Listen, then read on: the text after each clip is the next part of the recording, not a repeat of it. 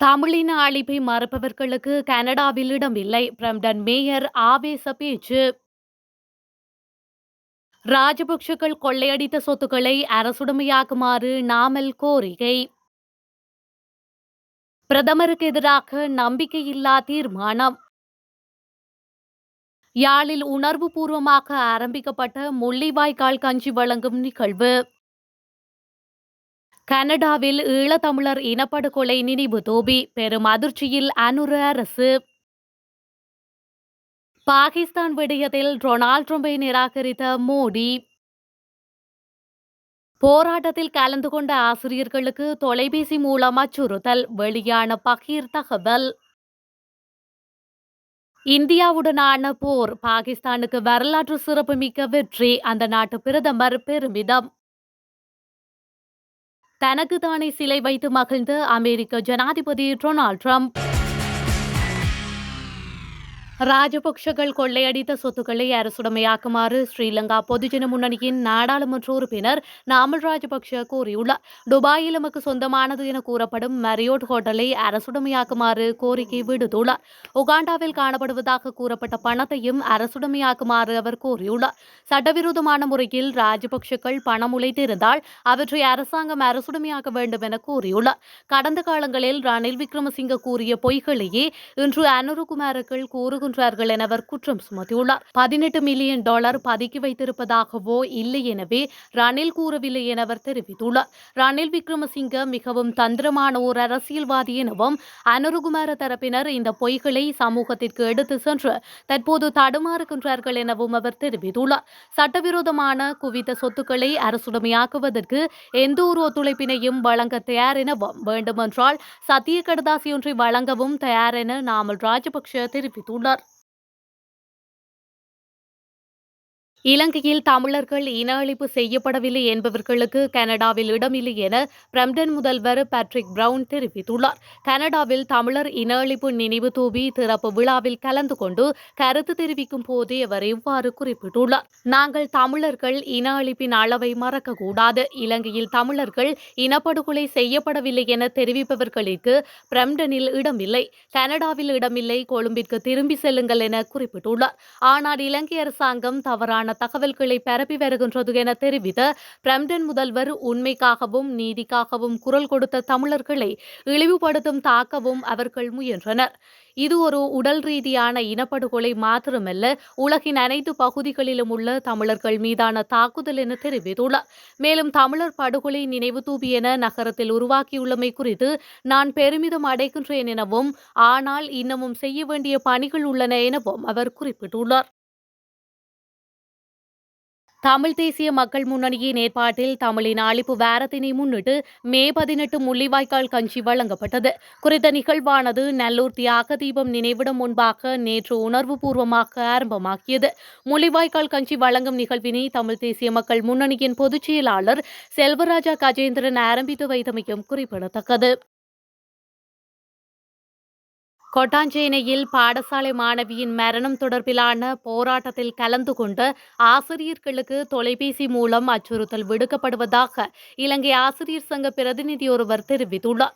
ஊடகவியலாளர் சந்திப்பில் கலந்து கொண்டு கருத்து தெரிவிக்கும் போதே அவர் இவ்வாறு குறிப்பிட்டுள்ளார்.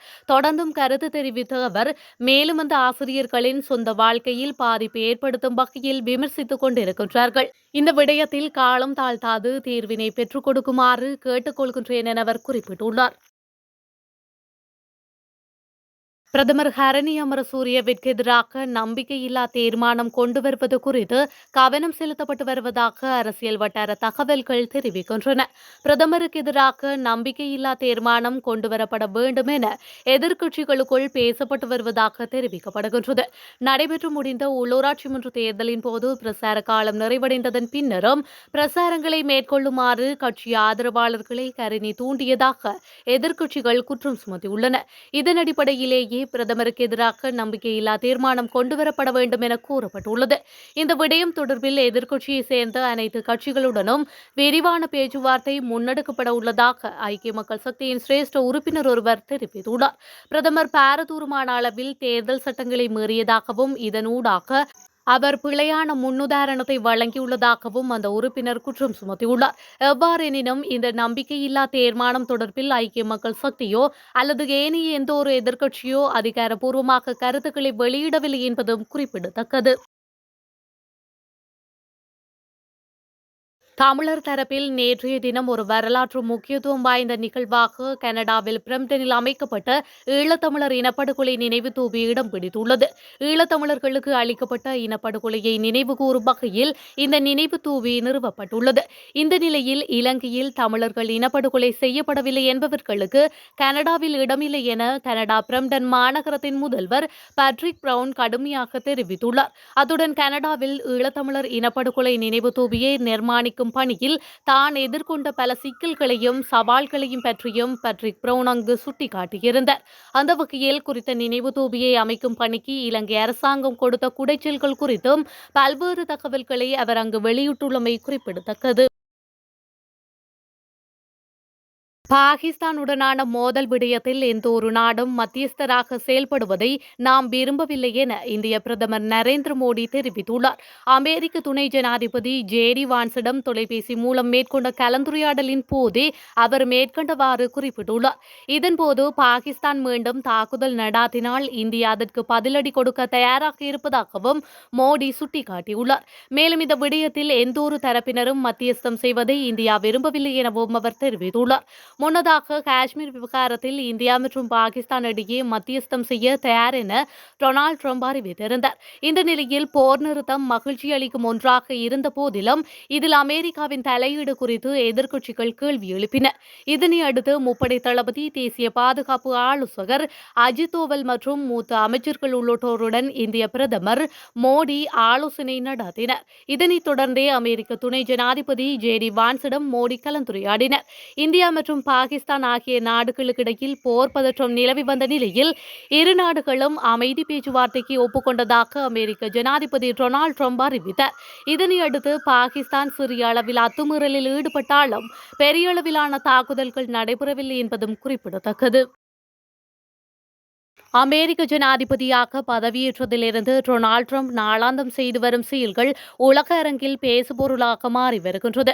குறிப்பாக உலக நாடுகளுக்கு கட்டுக்கடங்காத வரி விதிப்பு, அமெரிக்காவில் சட்டவிரோதமாக குடியேறியவர்கள் விலங்கிட்டு சொந்த நாடுகளுக்கு கைதிகள் போல் அனுப்பப்பட்டமை மற்றும் தொண்டு நிறுவனங்களுக்கான உதவித்தொகை வெட்டு என ஏராளமான விடயங்கள் அரங்கேறிக் கொண்டே இருக்கின்றன. அந்த வகையில் தற்பொழுது ஓவல் மாளிகையில் தனக்கு தானே சிலை வைத்துள்ளார். கடந்த ஆண்டு தேர்தல் பிரச்சார போது டொனால்டு டிரம்பின் மீது துப்பாக்கி சூடு நடாத்தப்பட்டது.